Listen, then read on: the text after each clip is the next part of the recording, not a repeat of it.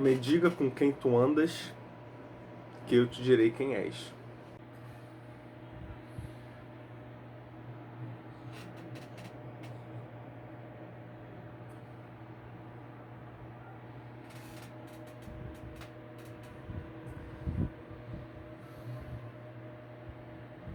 A gente está no meio dessa treta hoje. Eu trabalho na LEP, trabalho na assessoria da Comissão de Direitos Humanos, e a presidência da comissão, que é a deputada Juntas, tem uma parte da equipe que é evangélica, do campo progressista, e a gente está nessa briga de construir essas pontes. É um caminho mesmo, que ele não é fácil, mas ele precisa ser construído sem rebaixamento dos dois lados. O respeito parte da franqueza nas posições, entende? Por isso que eu digo assim, acho que não existe uma forma revolucionária de fazer família. Porque se a gente está falando de família, a gente não está fazendo de revolução. Onde organizar atenção e cuidado, centrada não na técnica, mas na necessidade humana subjetiva. Entende? É nessas expressões concretas da luta que o horizonte do fim da família se expressa. Agora ele precisa ser dito, porque isso é fetiche dessa relação.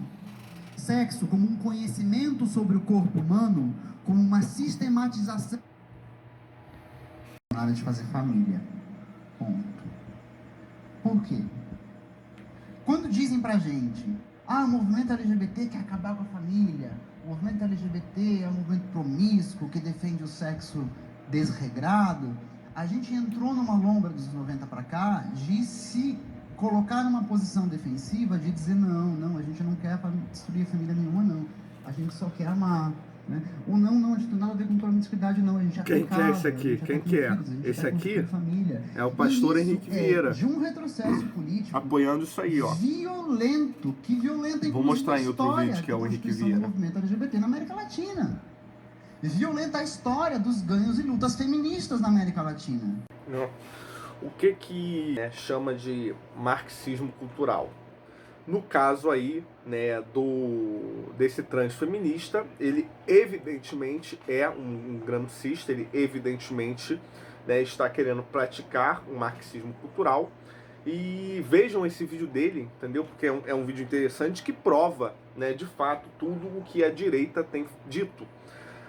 Já faz mais ou menos uma década, né, que a gente fala, ó, cuidado com o marxismo cultural e etc. E uma parte da esquerda fala, vocês são conspiracionistas, vocês são malucos, isso, né, não existe, né, o movimento LGBT não tem nada a ver, né, com comunismo, que não sei o que, é sandice, isso e tudo mais. E tá aí, ó, um rapaz que representa vocês, né, assumindo, né, explicitamente que o objetivo final de vocês é isso e ponto final. Então, assim, foi um ponto pra gente. Obrigado por ter assumido.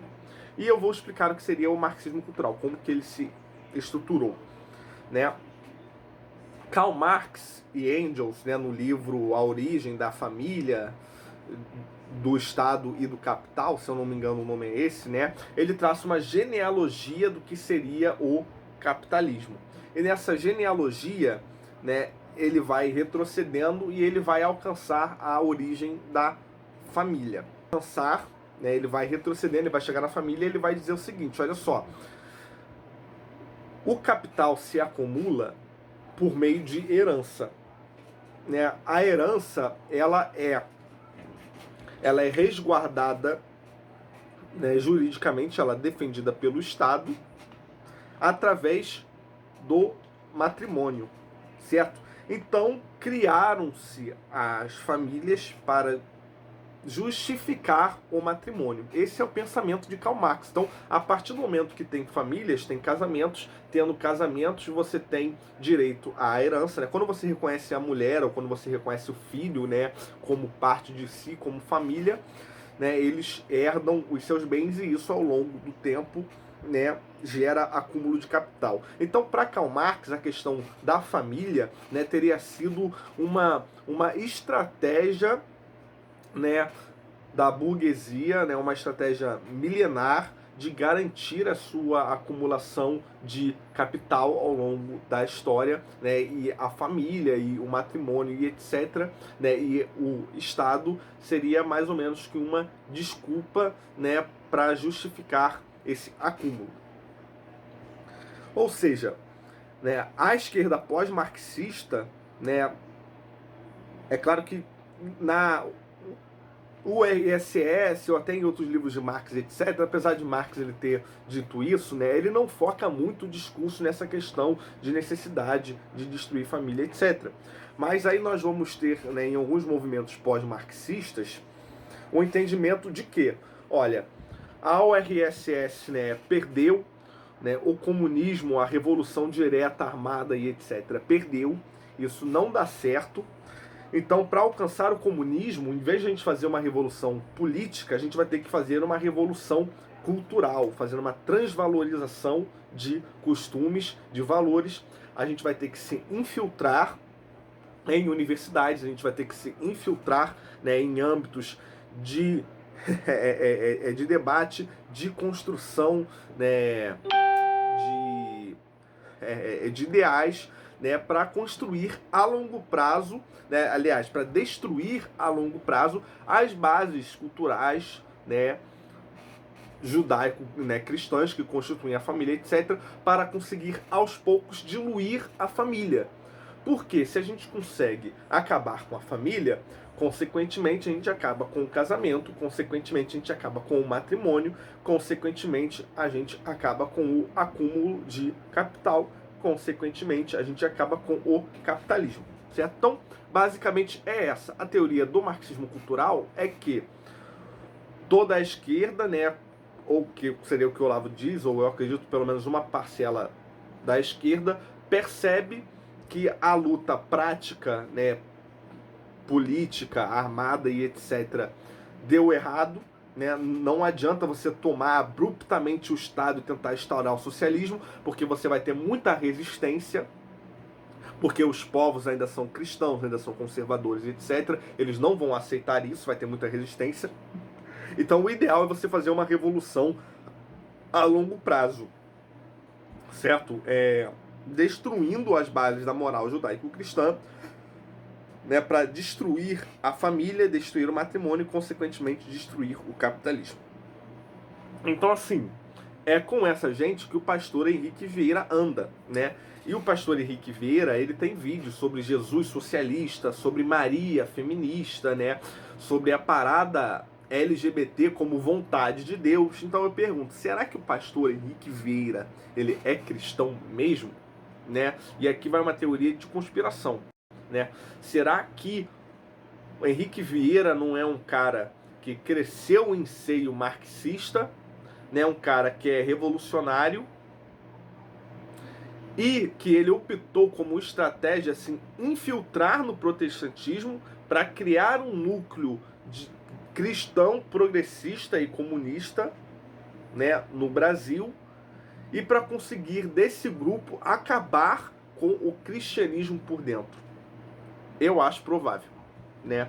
Eu acho muito provável, porque as coisas que ele diz, né, são absurdos suficientes para a gente poder considerar que esse cara de cristão não tem verdadeiramente nada.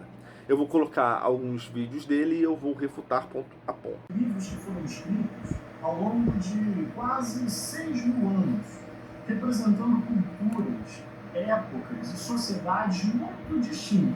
Será que a melhor maneira de interpretar a Bíblia é pegar os seus versos, ler literalmente, interpretar literalmente e aplicar literalmente? Eu vou pegar como exemplo Levítico, capítulo 20, verso 13, que é um dos 6 ou 7 versículos em toda a Bíblia que apontam uma condenação àquilo que nós chamamos de prática homossexual. Lá diz, dentro daquele contexto, daquela cultura, que um homem se deitar com outro homem é algo abominável e que ele deve ser condenado à morte. Ora, naquele mesmo contexto de códigos de conduta, códigos ritualísticos, também era proibido comer carne de coelho, também era proibido plantar duas sementes distintas conjuntamente. Então vamos lá, sobre o homossexualismo na Bíblia.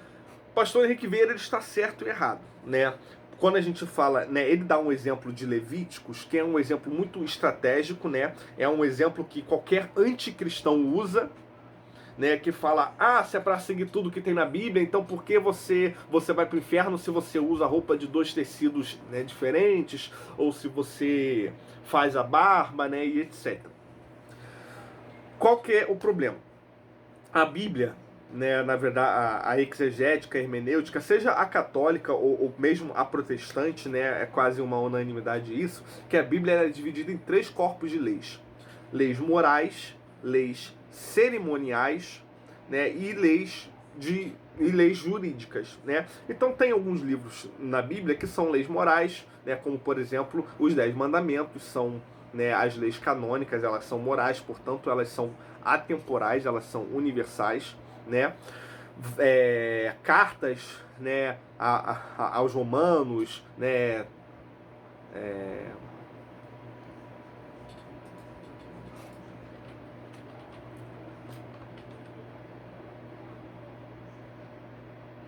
as cartas, por exemplo, cartas aos Filipenses, cartas aos Efésios, cartas aos Coríntios, cartas aos Romanos, né? Todas essas cartas são lições de morais, né? Elas apresentam então, né, uma tradição, né, propriamente moral que Jesus deixou aos seus apóstolos e que eles estão passando, né, para os povos, e essas, né, essa lição de moral, ela tem por necessidade um caráter, né, imutável, universalista e etc. Então, tanto nas cartas, né, algumas passagens, né, em Gênesis, né, os 10 mandamentos, etc., a gente percebe leis de caráter moral, de caráter suprassensível, né, a verdade ininteligível de Deus, que é, portanto, imutável e etc. Agora, por exemplo, quando a gente vai realmente em Levíticos, o que a gente percebe em Levíticos é que Levíticos, né, ele é criado, né, quando depois da diáspora, quando Moisés, né, chega ali, né, no que seria o Estado de Israel e começa as civilizações, né, hebraicas formalizadas. Então ali, Levíticos, ele é, né, a jurisdição do povo israelita, né, e tem as leis cerimoniais, né, israelitas. Então ali não necessariamente são leis morais. Ou seja, a gente realmente não deve seguir Levíticos. O cristianismo não segue Levíticos, porque Levíticos é uma coisa pros hebreus, é uma coisa, né, são cerimônias e jurisdições deles, né? Jurisdição é uma questão de direito civil, é um direito positivo, né? Não é uma questão imutável, universal, etc. Nós cristãos devemos seguir o quê? As cartas, né? Seguir os 10 mandamentos, etc. A questão aqui, será que é só, né, ou seja, a gente pode sim ignorar a parte de Levíticos que fala que, né, os homossexuais devem morrer e etc. Mas será que é só em Levíticos, né, que se vê, né, uma crítica ao relacionamento homossexual? Então, vamos ver aqui. Olha só. Em Gênesis, tá? 2:24. Por essa razão, o homem deixará pai e mãe e se unirá a uma mulher, e eles se tornarão uma só carne, tá? Então, em Gênesis, lembrando, gente, né, para teologia, né, desde Aristóteles e consequentemente a gente vai ter, né, em toda a patrística, em toda a escolástica, etc., né, a teologia, o entendimento, né, ontológico, cosmológico do universo de Deus, etc., é que tudo foi criado com um propósito. Deus não criou nada aleatoriamente. Deus criou cada coisa com um propósito. Esse propósito, né, é chamado de teleologia, né? É a telos de algo, é o seu fim último, é o seu propósito. É aquilo pelo que algo veio a ser criado.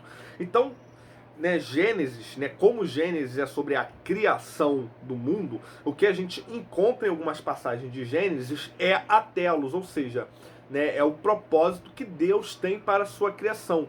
Então aqui a gente percebe que a telos, né, da humanidade, né, é o quê? É casar-se para procriar. Por isso, homem deve se unir à mulher. Isso é a teleologia da relação humana. Né?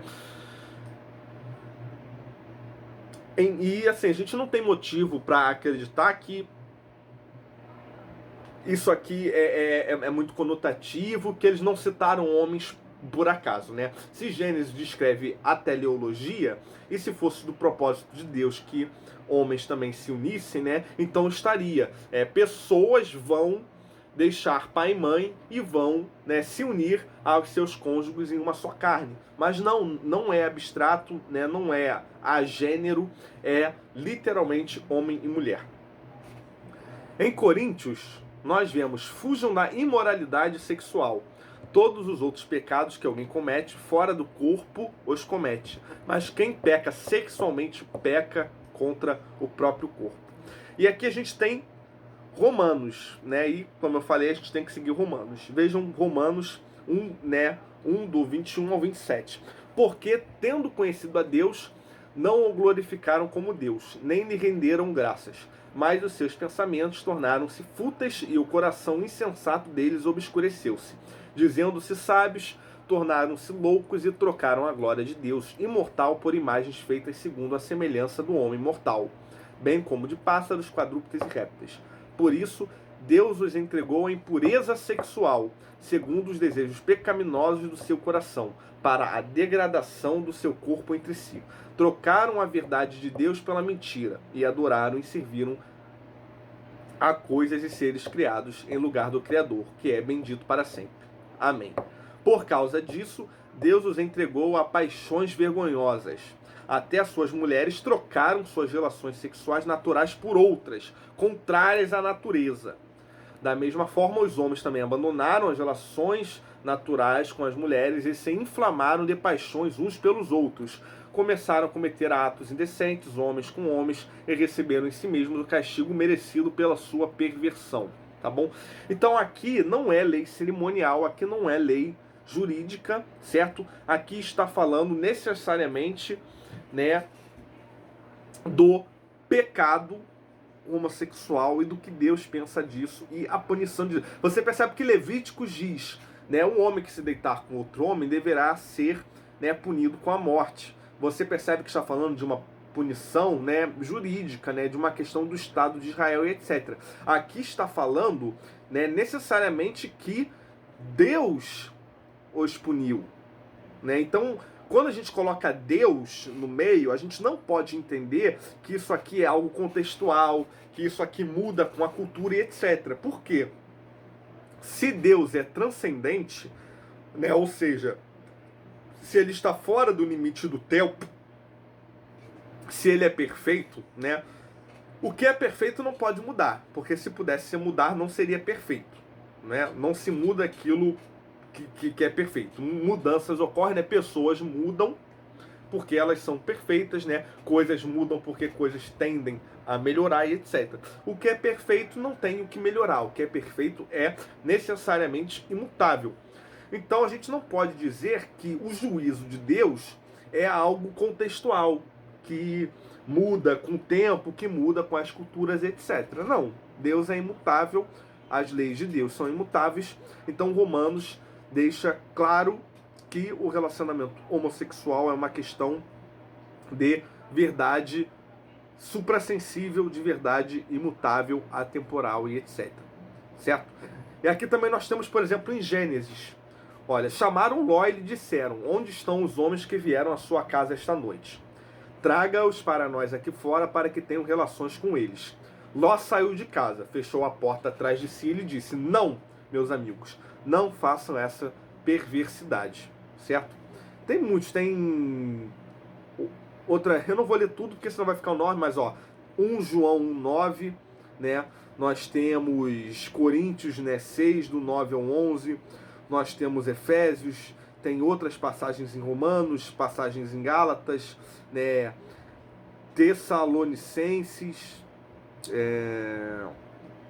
né, muito mais coisas em João, outras coisas em Romanos, enfim, muitas coisas falam a respeito da homossexualidade e fica explícito que ela é um pecado. Então assim, ou o Henrique Vieira é um pastor muito ruim, do tipo que nunca leu a Bíblia e evidentemente nunca estudou teologia, né? E é claro que eu não vou cobrar de um pastor que ele tenha lido Tomás de Aquino, né, o Santo Agostinho, etc., mas, né, o Aristóteles, mas que ele tivesse pelo menos lido Lutero, Calvino, Armino, etc., e evidentemente que ele não leu, certo? Ou a hipótese mais provável é que ele simplesmente é um mentiroso, ele é um desonesto, ele é um infiltrado que está querendo acabar com o cristianismo por dentro. certo? Ponto final. Agora, né, é claro, uma coisa ele tem razão, não é porque algo, né, é pecado que a gente deve matar, bater, etc. Eu não quero aqui incitar que ninguém bata em homossexuais, que ninguém mate homossexuais, etc.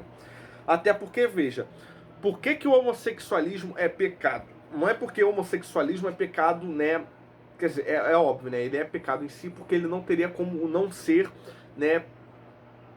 Pelo fenômeno que a palavra homossexualismo descreve. Mas a questão é que o sexo, né? Ele tem uma função teleológica de procriação, entendeu? Então é por isso que necessariamente o sexo tem que ser algo entre homem e mulher. Então, só que veja, disso não se deriva só o homossexualismo como pecado, né? A gente tem, por exemplo, a gente fazer sexo casual, né, não querendo engravidar é pecado, porque a gente está fazendo sexo só por prazer, né? A gente fazer sexo fora do casamento é pecado, porque configura, né, a ideia. Se o casamento ele simboliza, né, um interesse de você. Se simboliza não, né? Se eu falar simboliza, seria quase uma heresia. Ele não é simbólico, né? A ligação sacramental do casamento, ela é uma ligação que acontece na terra e no céu. Ela é uma ligação metafísica. Quando a gente fala que as duas carnes se tornarão uma só, é porque quando o homem e mulher se casam, a gente entende que metafisicamente aquelas duas pessoas elas se tornam quase consubstanciais, tá? Então não é só simbólico, né? Mas enfim, o casamento ele entende-se como, né, a decisão de estar formando família, de ter filhos. Então, quando você faz essas coisas fora de casamento, né, você está compreendendo que você está fazendo aquilo ali por prazer, aquilo ali casualmente, etc.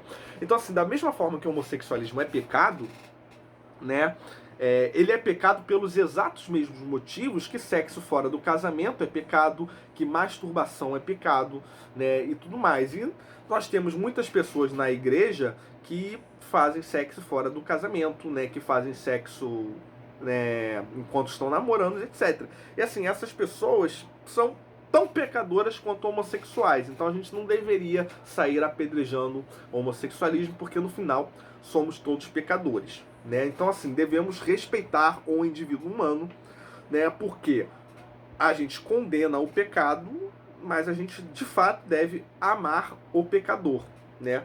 Só que a palavra amar aqui é uma coisa que o Henrique Vieira também não compreendeu. No print aí que eu vou colocar, né, então, né, ele fala, né, num vídeo, aliás, né, ele fala que nós devemos respeitar o amor dos homossexuais. Não há amor, entendeu? A questão é que não há amor deste tipo de relacionamento que é fora da teleologia.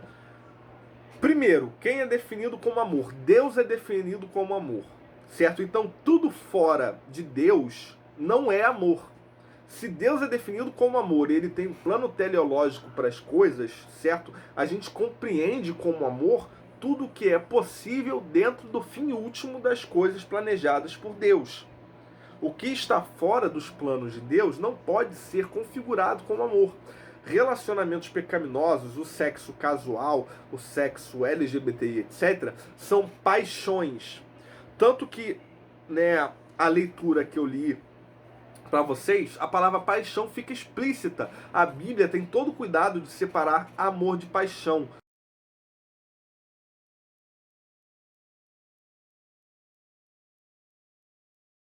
A paixão, né, ela é fruto do pecado original. Quando a gente fala em paixão, a gente fala da escravização da ação humana pelos instintos da carne, certo? Então, relacionamentos LGBTs, né, relacionamentos de pessoas que fazem sexo fora do casamento, que fazem sexo casual, etc., são paixões. E paixões são pecados. É simples assim, entendeu? Então, não tem essa de, nós devemos, né, respeitar todo tipo de amor. Não existe todo tipo de amor. Amor é um tipo só. É o tipo que Deus planejou. Todo tipo de relacionamento fora do que Deus planejou, por definição, não é amor. Porque amor é definido como Deus, entendeu? É basicamente isso. Então, Aí ele fala lá, né, a parada é do orgulho LGBT. Travestis e transexuais ocupando as ruas de várias cidades, lutando pelos seus direitos, para que possam existir e expressar os seus desejos, o seu amor, sem medo. Plano de vida. Querido, olha só. O problema é o nome, entendeu? Se você falasse, por exemplo, se a parada LGBT tivesse o nome de, por exemplo, sei lá, passeata, né, pelo respeito, né, aos homossexuais, é uma coisa, dá para se entender, né? Você lutar por seu direito, né? Você lutar para que você não apanhe, você lutar para que você possa ter um emprego, para que você não seja tirado o emprego, né, por homofobia, etc. Agora, quando você fala orgulho LGBT, olha só, seria a mesma coisa como parada, né, do orgulho dos amantes, né? Parada do orgulho aos estupradores, né? Parada do orgulho, né, ao sexo fora do casamento, né? Parada do orgulho ao hedonismo. Percebe? Tipo assim, você não pode incentivar orgulho àquilo que é um pecado. Mas Deus andou com todos. Sim, mas olha só, Deus andou com Maria Madalena e impediu que ela fosse apedrejada só porque ela era uma prostituta.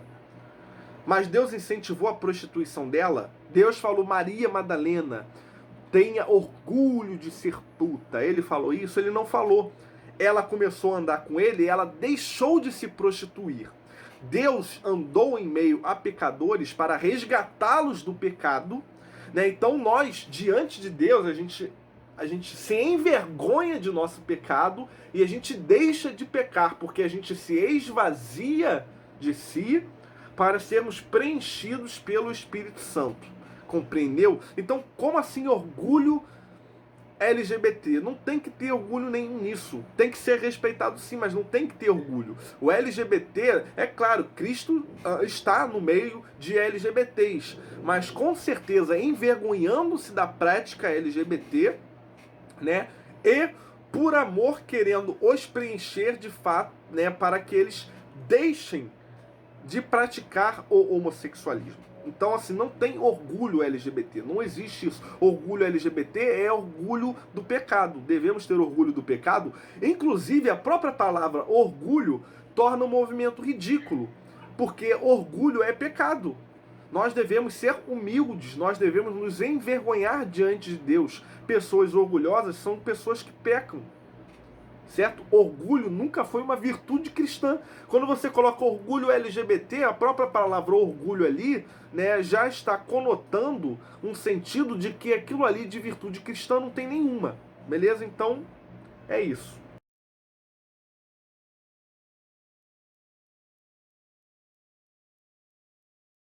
Determinados setores da igreja se preocupam com aquilo que é menos importante e se calam diante daquilo que é mais importante. Nós vivemos num país injusto e desigual. Nós vivemos num país em que crianças passam fome. Nós vivemos num país em que mulheres são agredidas, LGBTs são assassinados, negros são discriminados, indígenas correm de bala. E estas realidades de opressão, de preconceito, desumanas, muitas vezes não causam uma reação sequer no coração de determinados setores da igreja. Então, se especializa naquilo que não é tão importante e se esquece daquilo que é mais central. Na lógica do Evangelho, no espírito do Evangelho, no testemunho de Jesus, o mais importante de fato é amar o próximo, é sentir a dor do outro, é se compadecer de quem está sofrendo, é ficar. Porque muitas pessoas se preocupavam com aquilo que era superficial, detalhes da lei religiosa, detalhes do moralismo religioso. E enquanto se preocupavam com aquilo que era superficial, esqueciam daquilo que é central e essencial. Simplesmente se esqueciam de amar o próximo, de cuidar da vida, de promover a paz, de promover o bem. né? Aí, Henrique Vieira ele vai falar que alguns setores da religião se importam com coisas superficiais, com dogmas, né, com regras religiosas, com pormenores, que contextualmente nesse vídeo, né, que fala sobre a porta dos fundos, seria o problema de Jesus ser representado como LGBT, né, e etc. Ou seja, ele acha que a preocupação com o progressismo e o secularismo, né, é algo superficial e que o mais importante seria, na verdade, combater a fome, combater as desigualdades, etc. Ele justifica isso falando de amor. Mais uma vez, ele demonstra não saber o que é amor. E assim, complicado você falar de cristianismo, você ser um pastor e você não saber nem o que é amor e não saber nem o que seria amar alguém. Vamos lá. O que é amor? Vamos partir de um conceito simples, né? Supondo que amar você implica em querer o seu bem, evidentemente, né? E querer o seu bem implica em querer que você esteja, né, no estado de menor sofrimento possível. E agora vamos falar de estado de sofrimento. Passar fome é um estado de sofrimento? É. Né, mas é um estado de sofrimento contingente e que não é eterno, né? Essa vida, ela é efêmera, essa vida, ela acaba, né? E assim, ninguém vai passar fome, né, numa realidade pós-mortem. Agora, por exemplo, ir para o inferno, né, é um sofrimento eterno, é um sofrimento que a Bíblia deixa bem explícito, né, que é pior que a fome, que é pior que a tristeza, né, que é a pior das torturas, etc. Então, quando eu falo sobre amar alguém, o que é mais importante, né? Impedir que garantir que essa pessoa não passe fome ou garantir que essa pessoa não sofra eternamente no inferno? Beleza? Então, o que acontece? O fim último de todo ser humano, né? A nossa finalidade, né? Deve ser o quê? Herdar o reino dos céus. Né? A missão de todo cristão é ser feliz pela eternidade presenciando o nosso Senhor. E quando a gente fala que a gente deve amar o próximo, implica em quê? Implica em converter, né, as almas para salvar a todos. Se a maior felicidade que se pode pensar, né, é viver a eternidade no céu, e a maior infelicidade que se pode pensar é ser condenado ao inferno, aquele que ama o próximo, ele deve ter como missão principal converter a todos e salvar todas as almas.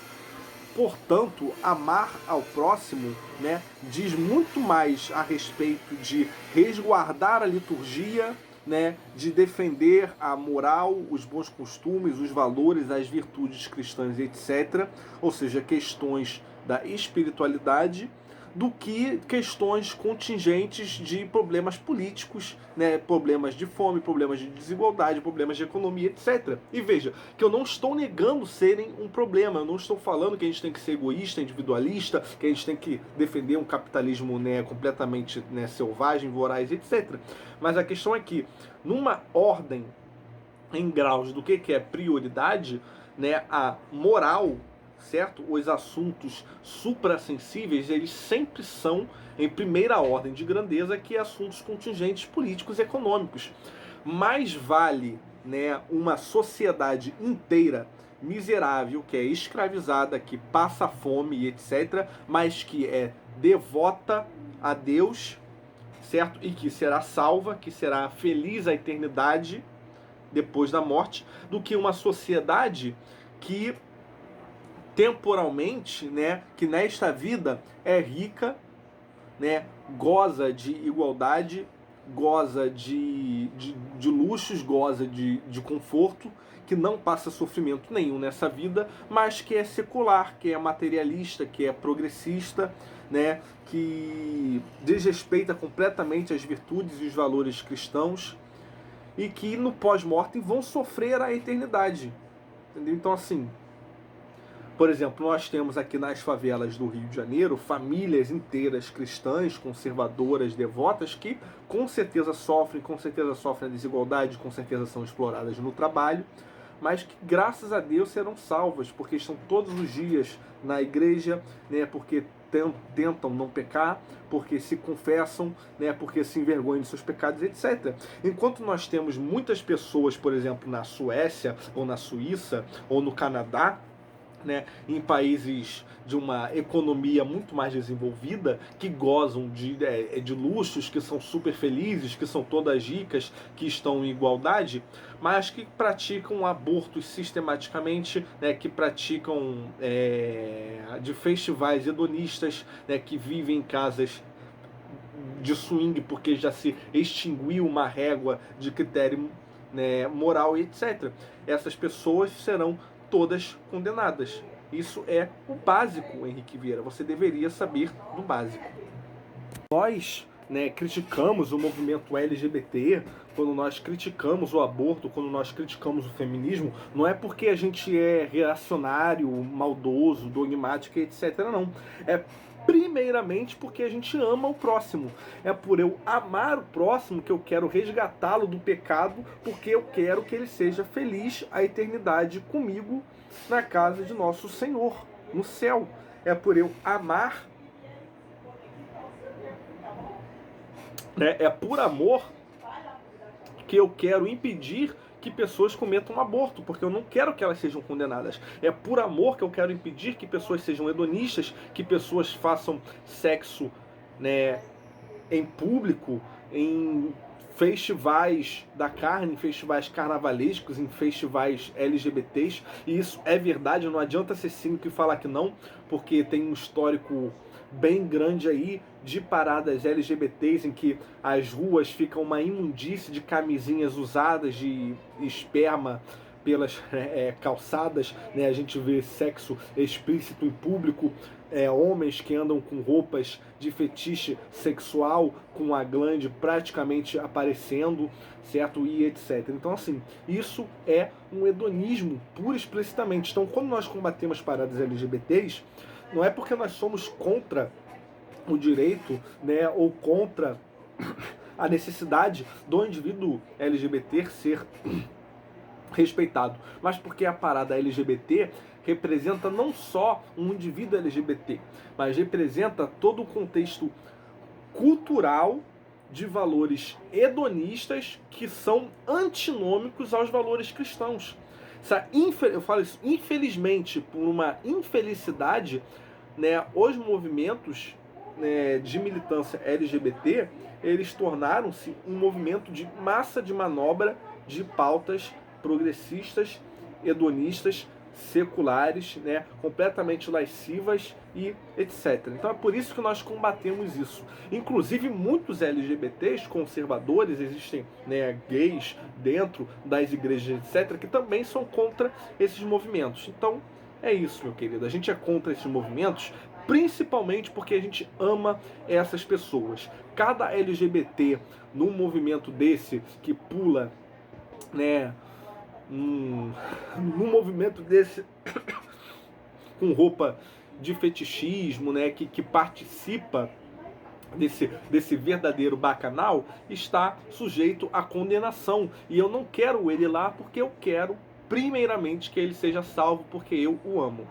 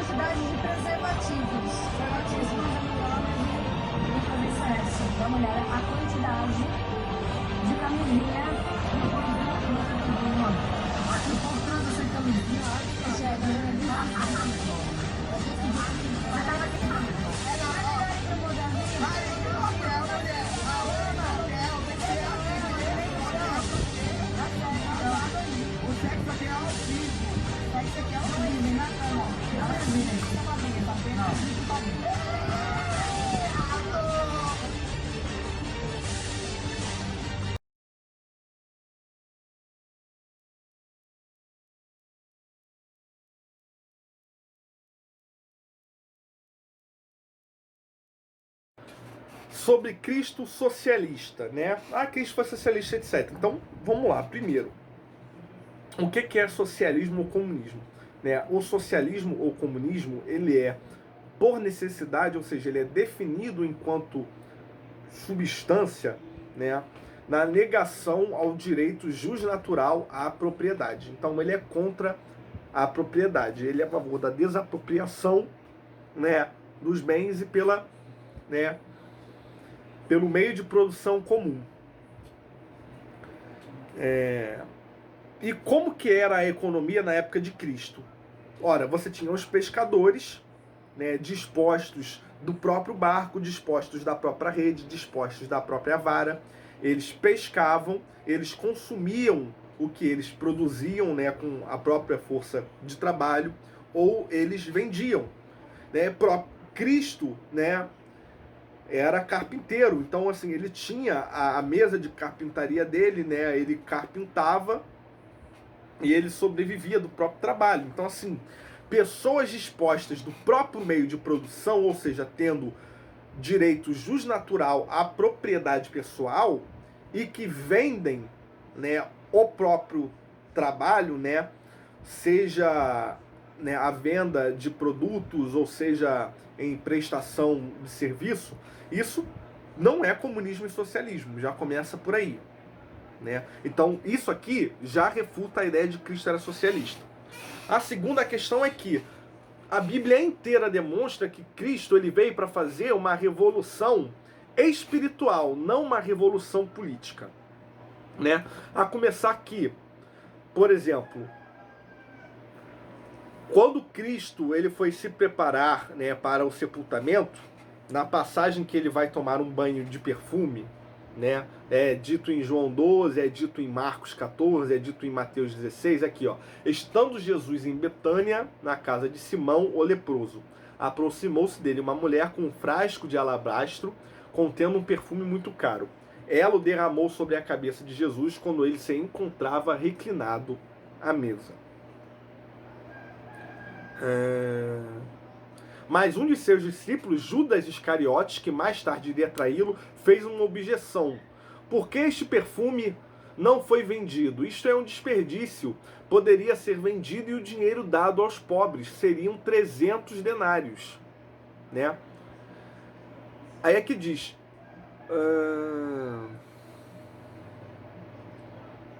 Percebendo isso, Jesus disse: por que está perturbando esta mulher? Ela praticou uma boa ação para comigo, pois os pobres vocês sempre terão consigo, mas a mim vocês nem sempre terão. Né? Ou seja, a gente percebe aqui que na verdade o primeiro socialista é Judas. Né? Judas está reclamando de Cristo estar desperdiçando um perfume caro que poderia ser vendido e dado aos pobres. E é claro, Cristo, quando responde, ele está falando para a gente não se preocupar com os pobres. Não, a questão aqui é que essa passagem demonstra que as questões espirituais, elas vêm em primeiro lugar as questões econômicas, certo? Então ali o banho de perfume era uma questão litúrgica, era uma questão sacramental, né?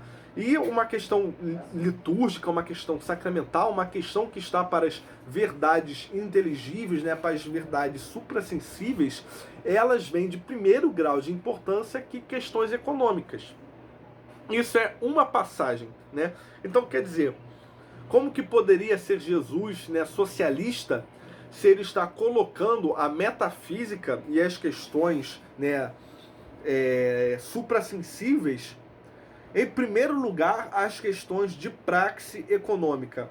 Se Karl Marx, ele repudiava isso. Karl Marx, justamente por ser ateu, né, ele queria justamente negar a metafísica, porque ele dizia que o valor judaico-cristão, que é metafísica e etc., né, era um empecilho, era um empulho à advenção do comunismo, justamente por causa disso, entendeu? Então assim, essa passagem demonstra que o valor cristão ele é diametralmente oposto do pensamento comunista. O comunismo e o socialismo ele é necessariamente materialista, né?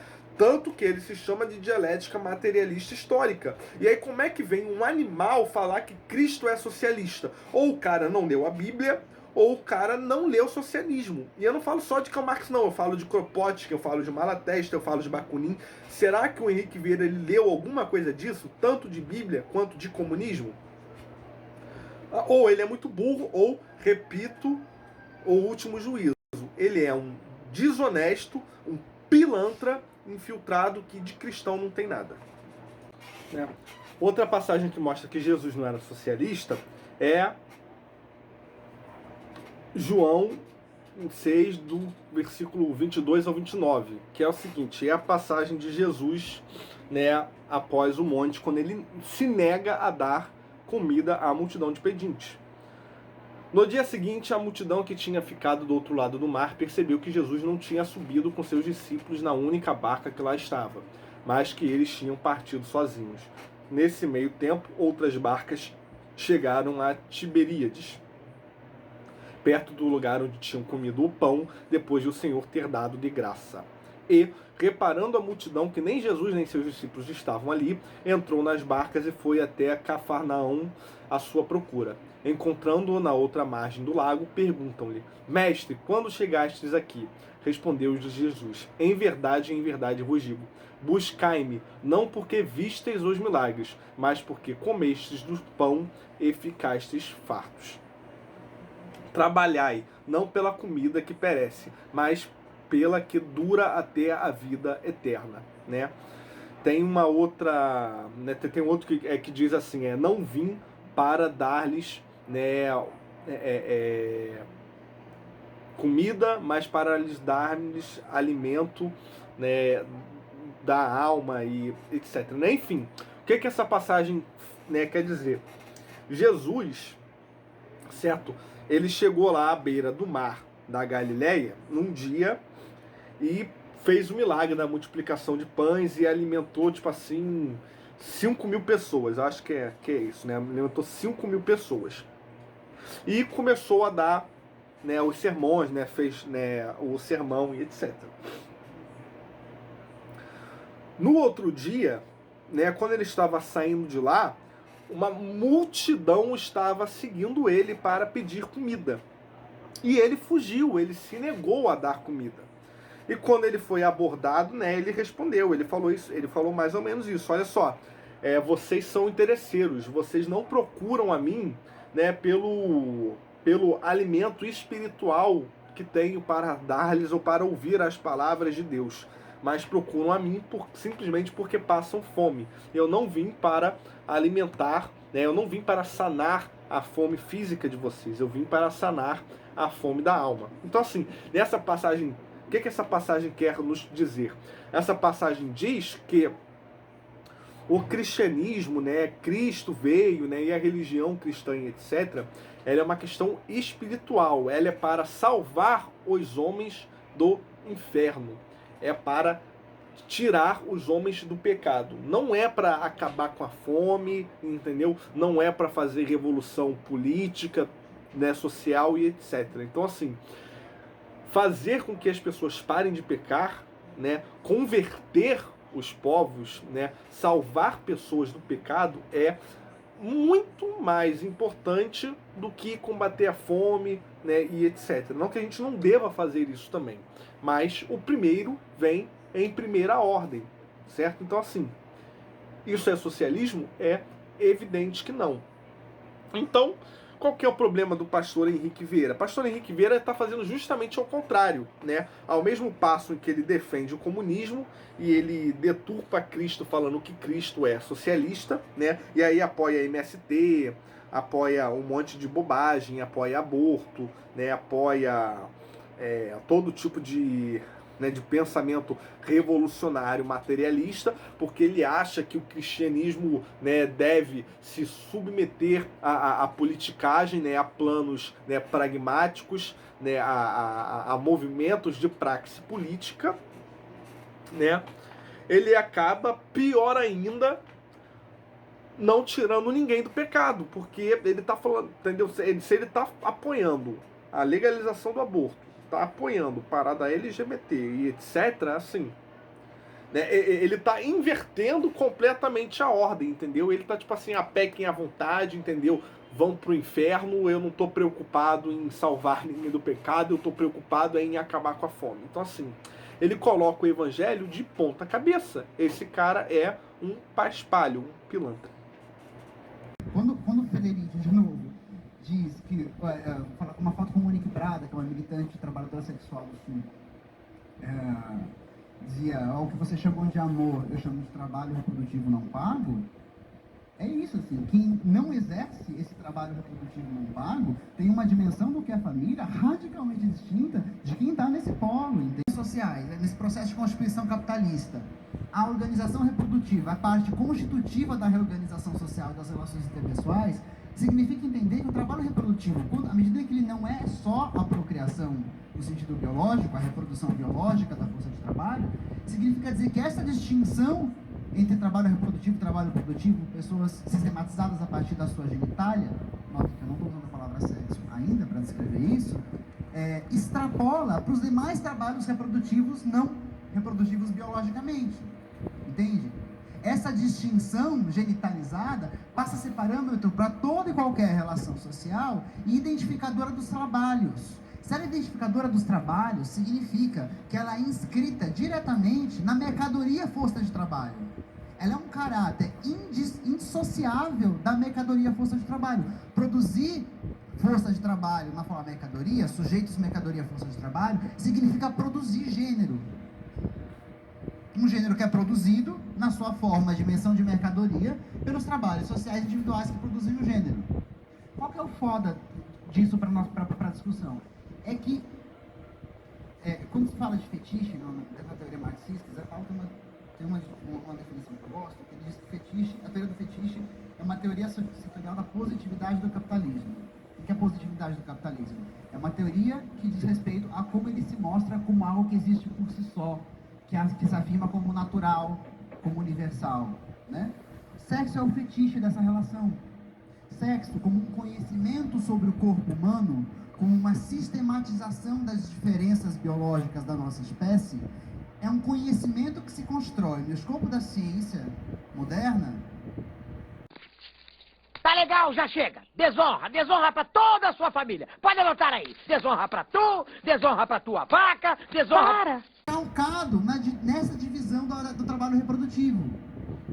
Essas relações práticas sociais decorrentes da organização do trabalho reprodutivo fundam e parametrizam como a gente enxerga e sistematiza as diferenças entre os nossos corpos. E aí, esse conhecimento, o sexo biológico, aparece na forma fetiche, porque diz respeito a uma relação da mercadoria, aparece na forma fetiche, ocultando as relações e determinações históricas e materiais da divisão reprodutiva do trabalho, do gênero, se apresentando como algo natural. Por que isso é relevante? Porque isso não é uma discussão nova, assim, a Amanda está inventando coisas, tirando o grande genial que a Amanda é. Isso não é uma discussão nova, isso é uma discussão antiga do feminismo, o caráter social do sexo, mas é uma discussão que ela se dissolve com muita facilidade, porque ela não é cara. Da mesma forma, o desejo. Onde que essas relações estão localizadas? No movimento LGBT, quando se diz desejo, né? A desnaturalização, a retomada do desejo para si, o desejo para gozo pessoal, o desejo para realização erótica, é um pressuposto do movimento LGBT levar às últimas consequências, porque diz respeito a retirar o desejo do escopo da organização familiar, e a questão do sexo da ação política transfeminista. Entendeu?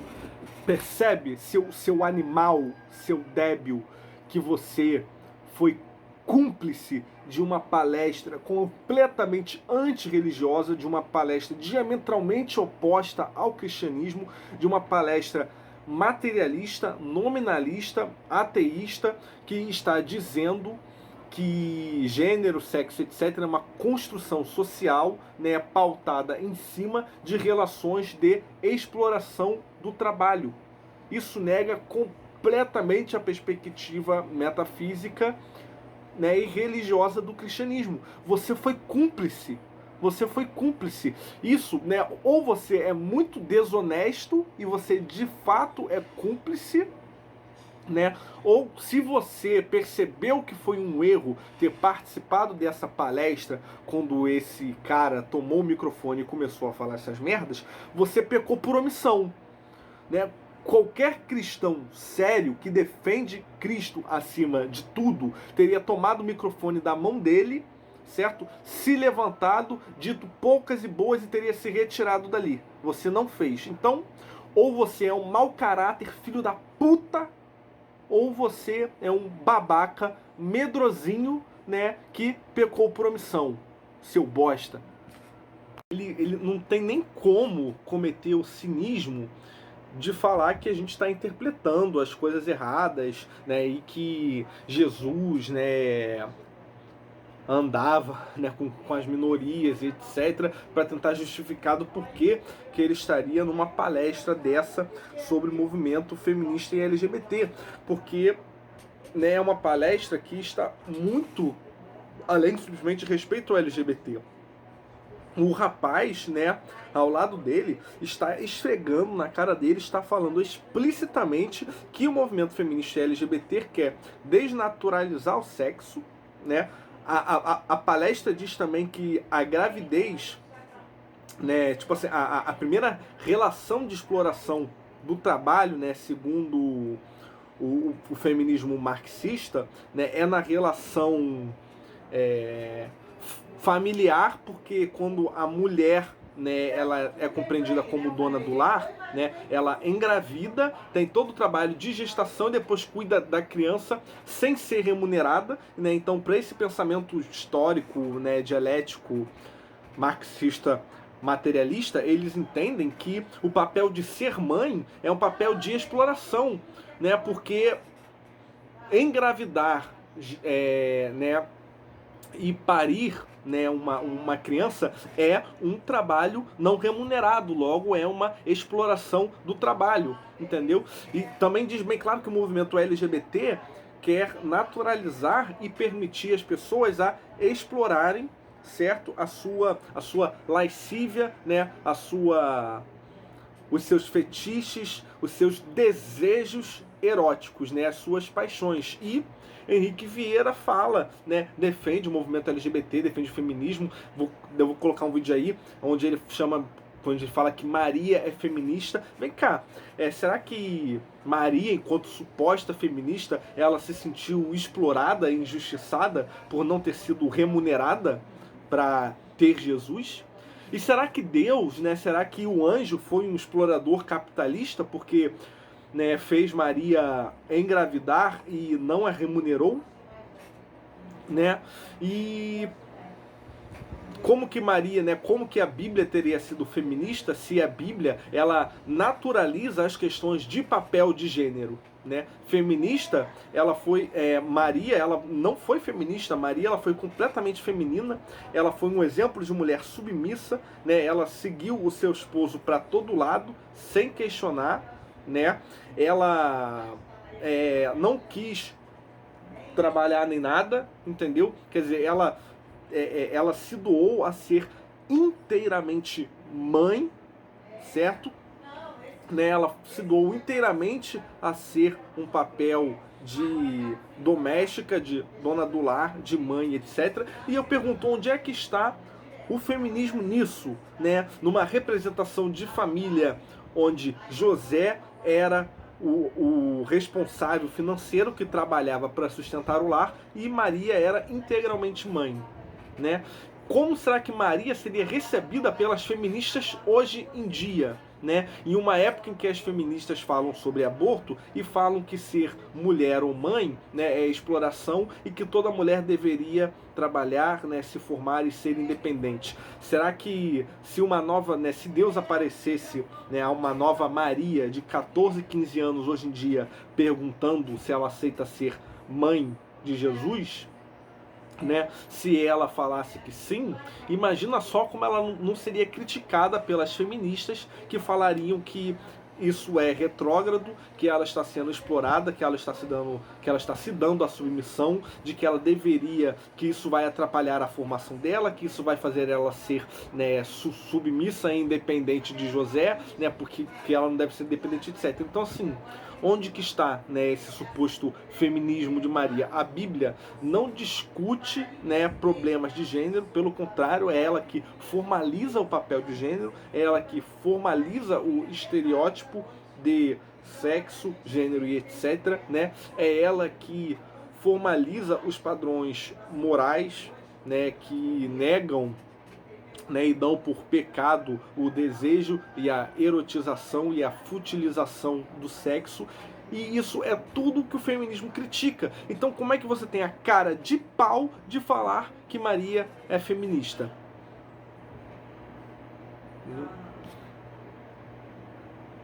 A sacralidade da vida, a defesa intransigente da vida. A vida é a expressão máxima do amor que Deus tem por nós. Então, tudo que vou falar sobre esse tema tem a ver com esse princípio fundamental, a defesa da vida. A criminalização do aborto não reduz o número de abortos praticados em nosso país. E, além disso, acaba gerando muitas mortes, porque muitos abortos são feitos de forma insegura, são feitos de forma clandestina. Sobre esse vídeo do aborto, né, ele tem a audácia, né, de falar que ele apoia o aborto porque ele é pró-vida. No, God! No, God, please, no! No! Né, num argumento de que se muitas pessoas morrem, né, fazendo o aborto clandestino, ser pró-vida é querer diminuir o número de mortes. Então, ser pró-vida seria legalizar o aborto para que morram menos pessoas. Gente, isso se chama falácia de derivação dever-ser. Derivação dever-ser é quando você confunde aquilo que é, né, ou seja, aquilo que é ôntico, né, ou que é fenomênico, né, aquilo que ocorre naturalmente na natureza, na sociedade, etc., com aquilo que é deôntico ou deontológico, ou seja, com aquilo que deveria ser. Por exemplo, eu tenho várias né, um exemplo de falácia de derivação dever ser. O pessoal que fala que, tipo assim, a gente deve apoiar, né, o movimento LGBT e homossexualismo tem que ser algo certo porque ocorre na natureza. Veja, tem animais, né, que praticam homossexualismo. Ora, você derivar um juízo moral, ou seja, deontologia, de um juízo, né, que é uma descrição de um fato, né, ou seja, que é ontológico, é você confundir âmbitos completamente distintos de juízos filosóficos. Não é porque algo acontece que ela deva acontecer, porque isso permitiria a gente derivar qualquer outro tipo de juízo que está para a mesma ordem de pensamento, por silogismo. Por exemplo,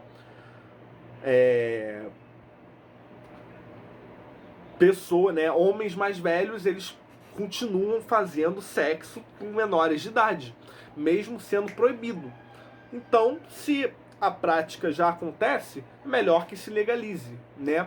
Ou, sei lá, estupro, né, ele ocorre nas sociedades humanas desde que a humanidade existe. Então, se ocorre, e o estupro ocorre na natureza, né, em várias espécies de animais. Então, se o estupro ocorre na natureza e ocorre naturalmente nas sociedades, então vamos legalizar o estupro. Né? Percebe como é absurdo essa relação entre dever e ser? Então, assim, a mulher vai lá e faz, né, é proibido fazer aborto, né? Aí ela quer ir contra a lei, né? Tanto contra a lei positiva quanto a lei de Deus, né? Porque, primeiro, ela não tem direito de tirar a vida de ninguém, né? Então ela já está indo contra a lei natural, querendo tirar uma vida, e aí ela, por um acaso, vai e falece. E ele acha genial falar o que, olha só, ela faleceu, né, porque ela fez algo que é difícil de fazer porque é ilegal. Então vamos legalizar. Seria, entendeu? Por exemplo, eu posso usar o mesmo pensamento para legalizar o assalto. Porque, olha só, assalto, né, a gente tem o direito jusnatural, né, de posse. Isso, então, nós também temos, né, para justificar isso, os 10 mandamentos que diz não roubarás. Então, eu não posso roubar. Como eu não posso roubar pela lei jusnatural, a gente deriva da lei jusnatural a lei juspositiva, né, de que é proibido roubar e que você tem pena se você roubar e etc. Mas eu vou negar tudo isso e eu vou querer assaltar alguém. Quando eu vou querer assaltar alguém, por isso ser ilegal, a polícia deve agir, né, para impedir que eu faça isso, para dificultar. Então, ela vai correr atrás de mim, ela vai tentar me prender, em última instância ela vai me alvejar. Então, eu tentando assaltar alguém, eu sou alvejado pela polícia de forma que eu morro.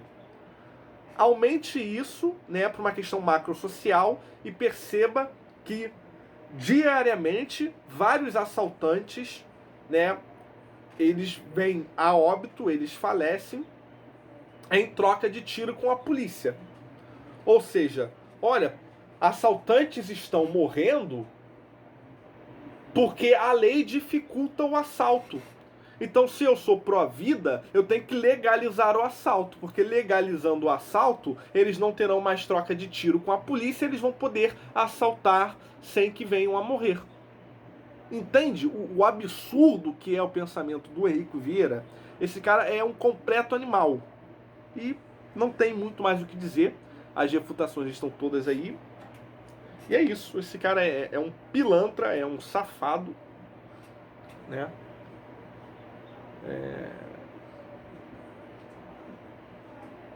Isso. Salve Cristo Rei.